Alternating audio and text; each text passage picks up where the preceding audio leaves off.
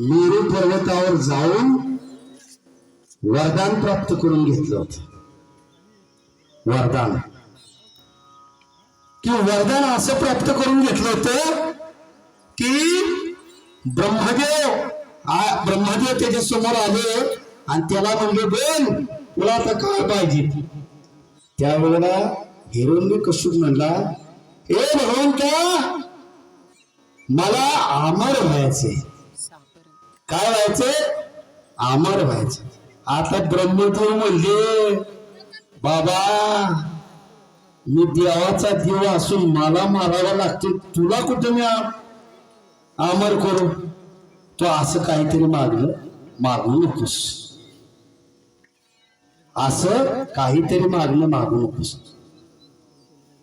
बर हिरण्यकश्यप म्हणला, ठीक आहे मग आता काय, माझी एक इच्छा आहे. देव ब्रह्मदेव म्हणले, ठीक आहे बोला म्हणले, काय इच्छा आहे तुमची. मला ज्या वेळेला मृत्यू येईल तो मृत्यू दिवसा नको, रात्री नको, आकाशात नको, पृथ्वीवर नको, शस्त्रानं नको, आत नको, बाहेर नको, मानवाच्या हातनं नको, प्राण्याच्या हातनं नको, पशुच्या हातनं नको. असा मला ब्रह्मदेव तथास्तु म्हणत गेले. आणि काय झालं की ब्रह्मदेवानं भक्ती करत असताना दोन पाखरं तिथं आली आणि त्यांनी नारायण नामाचा जप केला. आता हिरण्यकश्यपूने काय केलं, हात जप करत असता म्हणजे नारायण नामाचा जप ऐकला, त्याची मस्तकातली आग तळ पायाला गेली आणि त्या पाखरांचा तो पाठला करत आला. आणि पाठला करत आल्यानंतर त्याच्या घराजवळ आला आणि ती पाखरं गुप्त झाली. आणि मग त्याच्या बायकोने विचारलं की स्वामी तुम्ही मेरू पर्वतावर गेला होता. आणि मग त्याने सांगितलं की अशी पाखरं आली आणि नारायण नामाचा जप. आता त्या बायको सुद्धा एक त्याची मोठी फार पतिव्रता होती आणि तिने तो नारायण नामाचा जप ऐकला आणि ती गर्भवती राहिली. गर्भवती राहिल्यानंतर तिला इंद्रदेव आला आणि इंद्रदेव घेऊन चालला होता. इंद्रदेवानं नेत असताना तेवढ्यात नारद मुनी आले. नारद मुनीने सांगितलं, अरे तू हे काय करतो. अरे हिच्या उदरी दैत्य वाढत नाही, ते भक्त वाढतोय. म्हणून तिला महर्षी नारद मुनी त्याच्या आश्रमामध्ये घेऊन गेले. आणि आश्रमामध्ये घेऊन गेल्यानंतर तिच्या गर्भावर नारद मुनीच्या कथा कीर्तन हे पडलं. आणि मग भक्त प्रल्हादाचा जन्म झाला. आणि भक्त प्रल्हादाचा जन्म झाल्यानंतर नारद मुनीने भक्त प्रल्हाद आणि त्याच्या आईला पुन्हा त्या राज्यामध्ये हिरण्यकश्यपूकडे घेऊन गेले. आणि मग हिरण्यकश्यपूला सुद्धा आनंद झाला की आपल्याला पुत्र झाला. आणि मग हिरण्यकश्यपूने प्रल्हादाला मांडीवर घेतलं. आणि मग प्रल्हादाला मांडीवर घेतल्यानंतर हिरण्यकश्यप सांगू लागला प्रल्हादाला की बाबा की आता या राज्यामध्ये फक्त आपलंच राज्य आहे. पण प्रल्हादाने काय केलं, प्रल्हादाने भक्त असल्यामुळे प्रल्हादाने सांगितले की बाबा की आपल्याला देवाची भक्ती सुद्धा केली पाहिजे. आता ही आईतच हिरण्यकश्यपूची तळपायाची आग मस्तकाला गेली.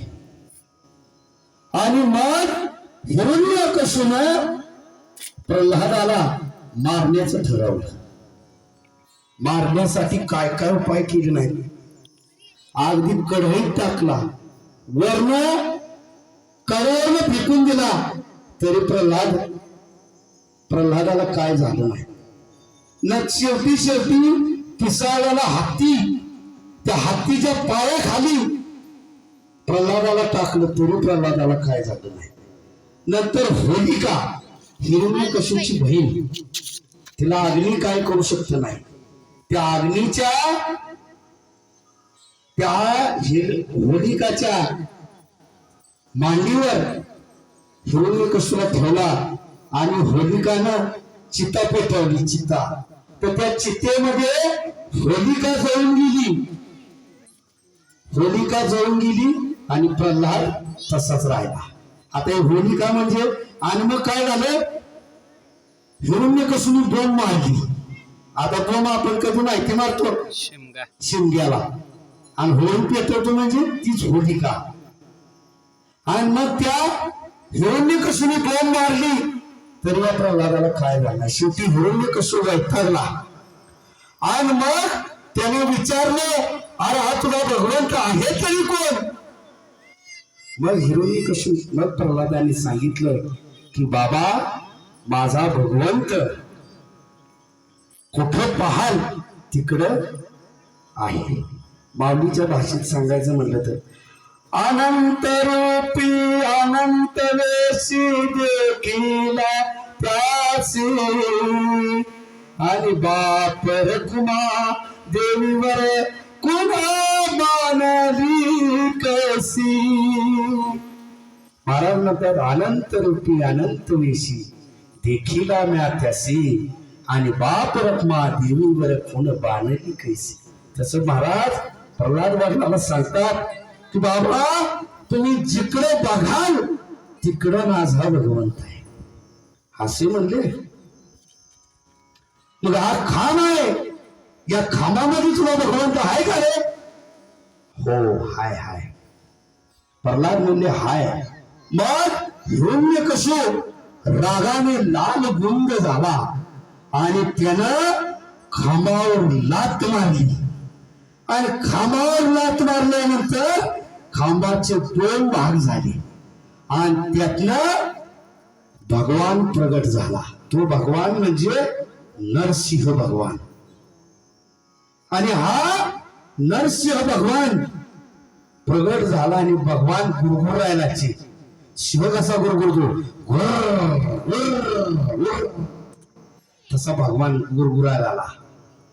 आणि गुरगुरायला लागल्यानंतर हिरण्यकश्यपूचं आणि भगवंताचं घनदाट युद्ध चालू झालं. पण भगवंताने काय केलं, हिरण्यकश्यपूला आल्हाद उचलला आणि आपल्या महालामध्ये नेला. महालामध्ये नेल्यानंतर त्याला आपल्या मांडीवर झोपावला. मांडीवर झोपल्यानंतर त्याला स्मरण करून दिलं, तू पृथ्वीवर आहेस का आकाशात आहे. हिरण्यकश्यपूला मी पृथ्वीवर बी नाही आणि आकाशात बी नाही, मी मांडीवर आहे. बर घरात आहेस का बाहेर आहेस. हिरण्यकश्यपूला मी घरात बी नाही बाहेर बी नाही, मी उंबऱ्यावर आहे.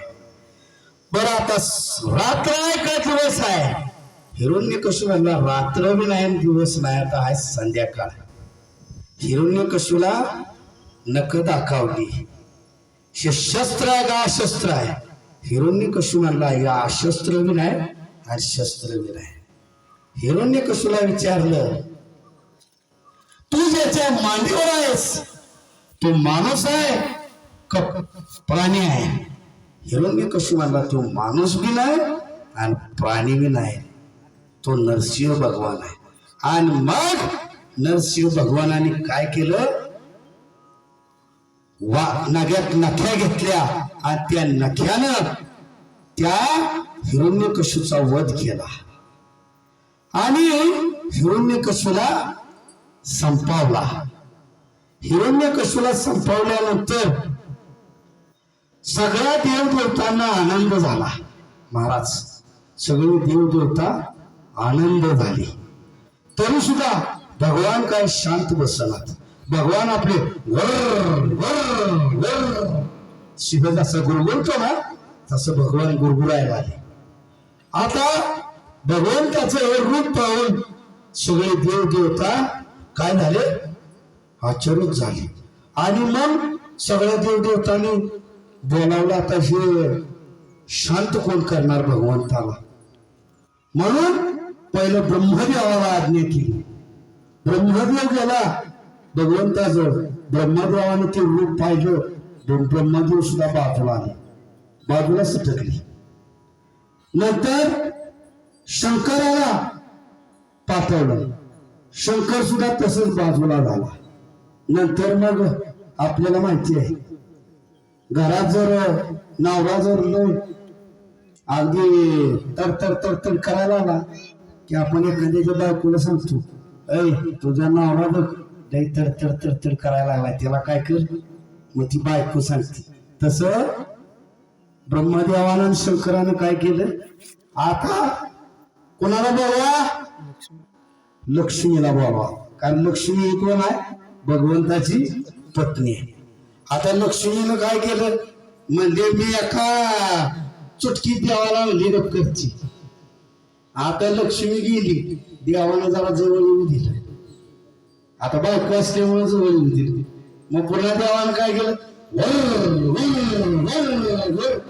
गुरगुरायला आल्यानंतर ती लक्ष्मी सुद्धा ते रूप पाहून पळून गेली. आता म्हटली काय करायचं. बर आता काय करायचं, देवानं विचार केला. सगळ्या देवाने विचार केला, ज्याच्यासाठी हा भगवान प्रगट झाला त्यालाच आपण देवाजवळ पाठवूया. बघा मी आता भक्त आणि भक्ती सांगतो बरं का, त्यालाच आपण देवाजवळ पाठवूया.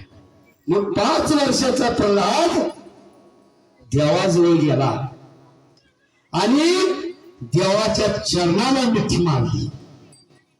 देवाच्या चरणाला मिठी मारल्यानंतर देवानं खाली बघितलं तर हा प्रल्हाद. आणि मग भगवंतानं प्रल्हादाला कढ्यावर उचलून घेतलं. बघा भक्तीची ताकद किती आहे. देवानं काय केलं, प्रल्हाद हा कोण होता, दैत्य कुळामध्ये जन्माला आला होता. पण तो भक्त असल्यामुळे त्यानं स्वतःच्या वडिलाचा विचार केला नाही. स्वतःच्या वडिलाचा विचार केला नाही, पण त्याने काय केलं, नारायण नामाचा जप करून भगवंत प्राप्ती करून घेतली. आणि मग भगवंतानं काय केलं, त्याला कढीवर घेतलं. पण त्या भगवंताचं रूप कसं होतं, निम्म मनुष्याचं निम्म सिंहाचं होतं. आणि मग वर वर वर करणारा भगवंत शांत झाला. आणि शांत झाल्यानंतर भगवंतानं देवाची गाल प्रेमानं चाटायला चालू केलं.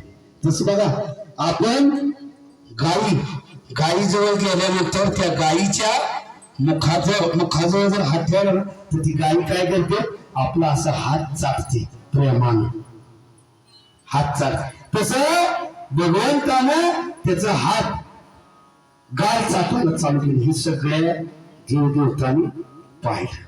देवदेवतांनी पाहिल्यानंतर सगळे देवदेवता आश्चर्य. पण हिरण्यकश्यप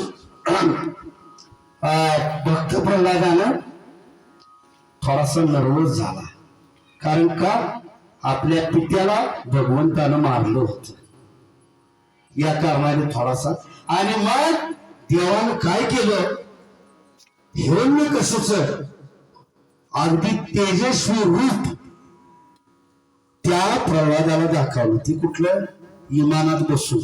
आणि मग त्याला सांगितलं की बघ आता तुझे जे वडील आहेत ते स्वर्गरूपी झाले. म्हणजे भक्ती करणारा माणूस जो असतो त्याला अक्षरशः देव जवळ घेतो. पण ती भक्ती कशी असावी, प्रल्हादासारखी असावी. नाहीतर आपलं कसं असतं,